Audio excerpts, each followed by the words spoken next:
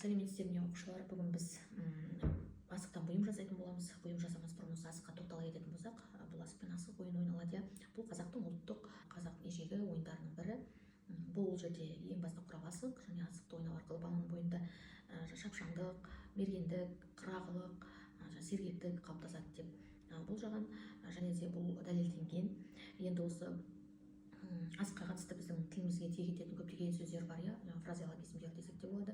Бұл дегеніміз қой асығы демеңіз, қолға жақса сақа тұт, жас кіші демеңіз, ақыл аса аға тұт деген сөздер бар. Сонымен қатар жаңағы жас буындарымызға, үлкендеріміз алтын асықтай екен, киіктің асығындай шымыр деп сондай көптеген жаңағы теңеу білдіріп жатады.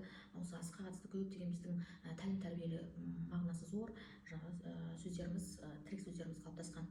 Сонымен қатар осы асық баланың ой өрісін де жаңағы жүйке жүйесін де қалыптастырады деген сенім бар.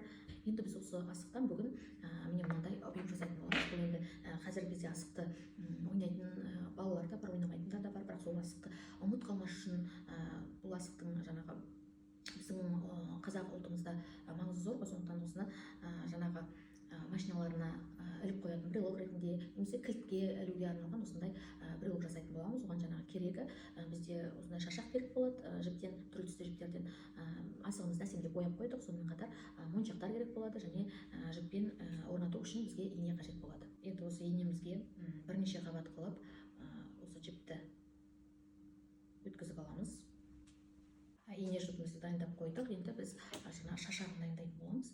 Ол үшін қолымызға орау арқылы шашақтың көлеміне дейін орайтын боламыз. Қаншалықты сізге шашақ керек, қандай көлемде, соған байланысты осылай орап шашақ дайындайтын боламыз.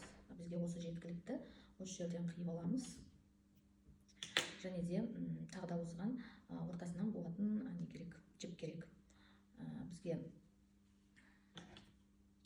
осындай көлемде әзірге тура ортасын табу үшін ортасынан буып тастайсыздар.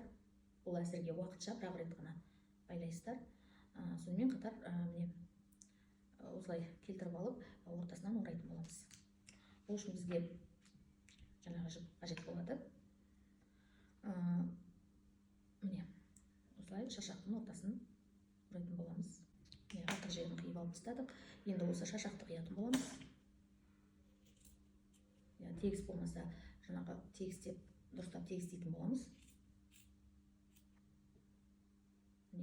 Шашағымыз дайын болды. Енді осыған, осы дайын болған шашақты біз қазір мына асықты, осы асыққа жасайтын боламыз. Осы асықтың жаңағы жағынан жіппен шығаратын боламыз. Мен енді бағана буып қойған жібімізді бүйтіп тартып тұрып, сол жерден ине жібімізді өткізіп алдық. Буып қойған жіп бізге енді керек емес, оны алып тастасақ болады. Енді міне мына жағы түйіншектелген, мына жағында инеміз.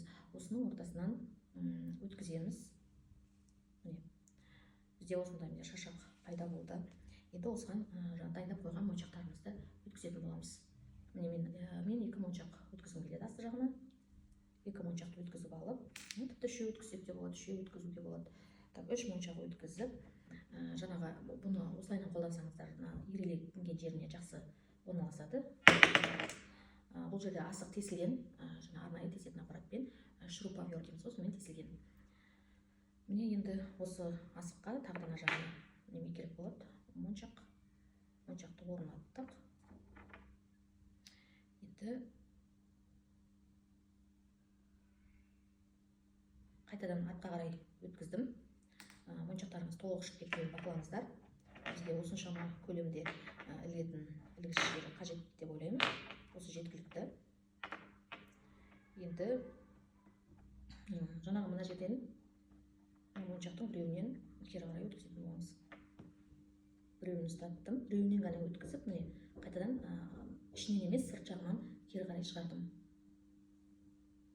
Сол кезде бізде бұл жерде ұстап қалады моншақты, ағарай өтпейді, шығып кетпейді. Енді мына жерден шығып,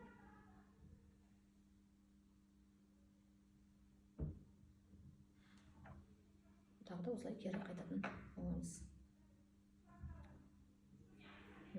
Кері қайттық, моншақ ұстап қалды. Енді мына жерде 3 моншақтан да кері қарай шығатын боламыз. 3 үшмоншақ тігінен дұрыстап тұру үшін. Міне. Енді осы жерге түйіншектеп байласаңыздар болады. Түйіншектеп байладық. Артық жерін алып тастаймыз. Бізде осындай шашақты брелок. Міне бізде осындай шашақты брелок дайын болды. Сіздер де жасап көріңіздер.